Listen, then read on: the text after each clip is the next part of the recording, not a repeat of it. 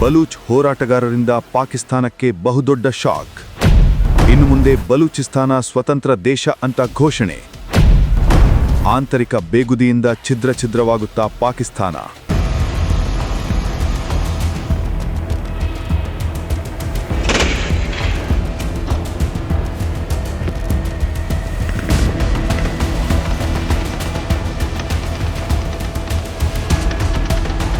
ಇದು ಆಪರೇಷನ್ ಸಾಬಾನ್. ಪಾಕಿಸ್ತಾನ್ ಸೇನೆ ಬಲೂಚ್ ಹೋರಾಟಗಾರರನ್ನು ಗುರಿಯಾಗಿಟ್ಟುಕೊಂಡು ನಡೆಸ್ತಾ ಇರೋ ಕಾರ್ಯಾಚರಣೆ. ಇದಕ್ಕೆ ಪ್ರತಿಯಾಗಿ ಬಲೂಚ್ ಹೋರಾಟಗಾರರು ಸಹ ತಿರುಗೇಟು ನೀಡ್ತಾನೇ ಇದ್ದಾರೆ.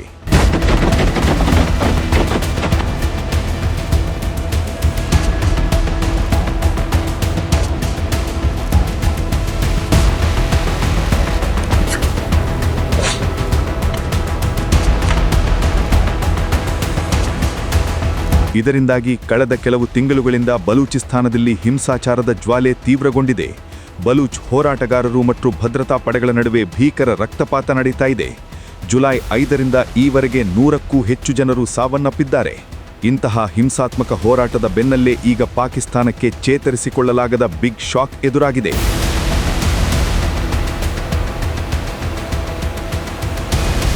ಒಂದೆಡೆ POK ಅಂದರೆ ಪಾಕ್ ಆಕ್ರಮಿತ ಕಾಶ್ಮೀರ ಹೊತ್ತಿ ಉರಿತಾ ಇದೆ. ಪಾಕ್ ಪ್ರಧಾನಿ ನವಾಜ್ ಶರೀಫ್ ವಿರುದ್ಧ ಮತ್ತು ಸೇನಾ ಮುಖ್ಯಸ್ಥ ಆಸಿಫ್ ಮುನೀರ್ ವಿರುದ್ಧ ಕಾಶ್ಮೀರಿಗಳು ಕೆಂಡ ಕಾರ್ತಾ ಇದ್ದಾರೆ. ಸಹಾಯಕ್ಕಾಗಿ ಭಾರತದ ಕಡೆ ನೋಡ್ತಾ ಇದ್ದಾರೆ. ಪಾಕಿಸ್ತಾನದಿಂದ ಬೇರೆಯಾಗುವ ಮನಸ್ಥಿತಿಗೆ ಬಂದುಬಿಟ್ಟಿದ್ದಾರೆ. ಇಲ್ಲಿ ಪರಿಸ್ಥಿತಿ ಹೀಗಿರುವಾಗ ಅತ್ತ ಬಲೂಚಿಗಳು ತಾವು ಪ್ರತ್ಯೇಕ ದೇಶ ಅಂತ ಘೋಷಿಸಿಕೊಂಡೇ ಬಿಟ್ಟಿದ್ದಾರೆ. ಆ ಮೂಲಕ ಪ್ರಧಾನಿ ಶಹಬಾಜ್ ಶರೀಫ್ ಮತ್ತು ಅಸಿಂ ಮುನೀರ್ ಅವರ ನಿದ್ದೆ ಗೆಡಿಸ್ಬಿಟ್ಟಿದ್ದಾರೆ.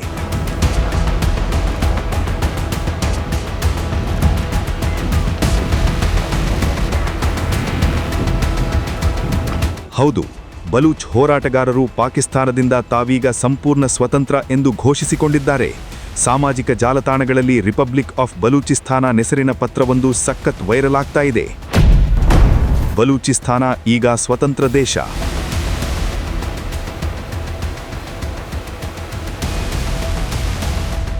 ಈ ವೈರಲ್ ಪತ್ರದಲ್ಲಿ ಏನೆಲ್ಲ ದಾವೆ ಮಾಡಲಾಗಿದೆ ಗೊತ್ತಾ? ಬಲೂಚ್ ಸೇನೆಯು ಬಲೂಚಿಸ್ತಾನದ 85% ಭಾಗವನ್ನು ತನ್ನ ನಿಯಂತ್ರಣಕ್ಕೆ ಪಡೆದುಕೊಂಡಿದೆ ಎಂದು ಹೇಳಲಾಗಿದೆ. ಅಷ್ಟೇ ಅಲ್ಲ, ಹೊಸ ದೇಶಕ್ಕೆ ತನ್ನದೇ ಆದ ಧ್ವಜ, ರಾಷ್ಟ್ರಗೀತೆ, ಹೊಸ ಕರೆನ್ಸಿ ಮತ್ತು ಆಡಳಿತ ವ್ಯವಸ್ಥೆಯನ್ನು ಜಾರಿಗೆ ತರಲಾಗಿದೆ ಎಂದು ಘೋಷಿಸಲಾಗಿದೆ. ಈ ಪ್ರದೇಶದ ನೈಸರ್ಗಿಕ ಅನಿಲ, ಕಲ್ಲಿದ್ದಲು ಗಣಿಗಳು ಮತ್ತು ಅಮೂಲ್ಯ ಖನಿಜ ಸಂಪತ್ತಿನ ಮೇಲೆ ಈಗ ಬಲೂಚ್ ಸರ್ಕಾರದ ಸಂಪೂರ್ಣ ನಿಯಂತ್ರಣವಿದೆ ಎಂದು ಖಡಕ್ಕಾಗಿ ಎಚ್ಚರಿಕೆ ನೀಡಲಾಗಿದೆ. ಪಾಕಿಸ್ತಾನದ ಫ್ಯಾಕ್ಟರಿಗಳಿಗೆ ಬೀಗ. ಗಣಿಗಳು ಖಾಲಿ. ಇದುವರೆಗೆ ಬಲೂಚಿಸ್ತಾನದ ಖನಿಜಗಳನ್ನು ಅಮೆರಿಕ ಮತ್ತು ಚೀನಾಕ್ಕೆ ಮಾರಲು ಪಾಕಿಸ್ತಾನ ಸರ್ಕಾರ ಸ್ಕೆಚ್ ಹಾಕಿತ್ತು. ಆದರೆ ಬಲೂಚ್ ಹೋರಾಟಗಾರರು ಪಂಜಾಬ್ ಪ್ರಾಂತ್ಯಕ್ಕೆ ಹೋಗ್ತಾ ಇದ್ದ ಎಲ್ಲ ಖನಿಜ ಮತ್ತು ಇಂಧನ ಸರಬರಾಜನ್ನು ಸಂಪೂರ್ಣವಾಗಿ ಕಡಿತಗೊಳಿಸಿದ್ದಾರೆ.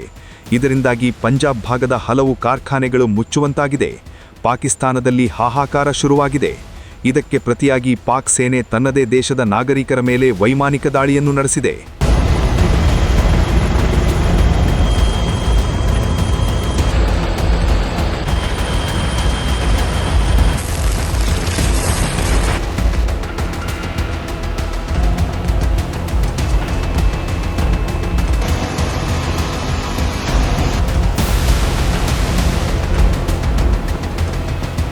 ಪಾಕಿಸ್ತಾನ ಸೇನೆಯು ಉಗ್ರರ ಮೇಲೆ ದಾಳಿ ಮಾಡುವ ನೆಪದಲ್ಲಿ ಸ್ವಂತ ಜನರ ಮೇಲೆಯೇ ವೈಮಾನಿಕ ದಾಳಿ ಮಾಡ್ತಾ ಇದೆ ಎಂದು ಬಲೂಚ್ ಜನ ಆಕ್ರೋಶ ಹೊರಹಾಕಿದ್ದಾರೆ.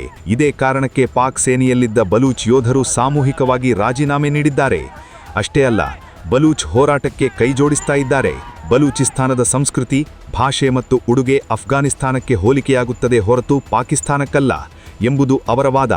ಆದಾಗ್ಯೂ ಈ ವೈರಲ್ ಪತ್ರದ ಸತ್ಯಾಸತ್ಯವನ್ನು ಯಾವುದೇ ಅಂತಾರಾಷ್ಟ್ರೀಯ ಸಂಸ್ಥೆಗಳು ಇನ್ನೂ ಅಧಿಕೃತವಾಗಿ ದೃಢಪಡಿಸಿಲ್ಲ. ಇಷ್ಟೆಲ್ಲ ಘನತೆಗಳ ನಡುವೆ ಒಂದು ವೇಳೆ ಬಲೂಚಿಸ್ತಾನ್ ಮತ್ತು POK ಪಾಕಿಸ್ತಾನದಿಂದ ಸಂಪೂರ್ಣವಾಗಿ ಬೇರ್ಪಟ್ಟರೆ ಭವಿಷ್ಯದಲ್ಲಿ ಪಾಕಿಸ್ತಾನದ ಅಸ್ತಿತ್ವವೇ ಇಲ್ಲದಂತಾಗುತ್ತೆ. ಪಾಪಿ ಪಾಕಿಸ್ತಾನ ದೇಶ ತುಂಡು ತುಂಡಾಗುವುದರಲ್ಲಿ ಯಾವುದೇ ಸಂಶಯವಿಲ್ಲ.